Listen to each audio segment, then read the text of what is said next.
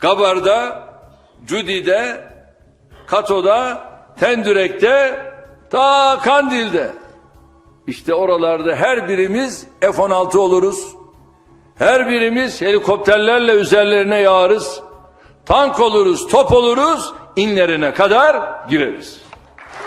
İşte bakınız, bir F-16 ta deliğine kadar mağaranın ne yaptı? İzlediniz değil mi televizyonlarda? Bombayı bıraktı mı oraya? Bıraktı. Bak Mehmet'imiz böyle işte. Türk askeri bu. Her türlü riski alarak eğildi, neredeyse toprağa pas geçecek şekilde gitti, o deliği onu bıraktı. Bunların inlerine gireceğiz. Ama içeride ama dışarıda. Çünkü bu vatanı böldürmeyeceğiz.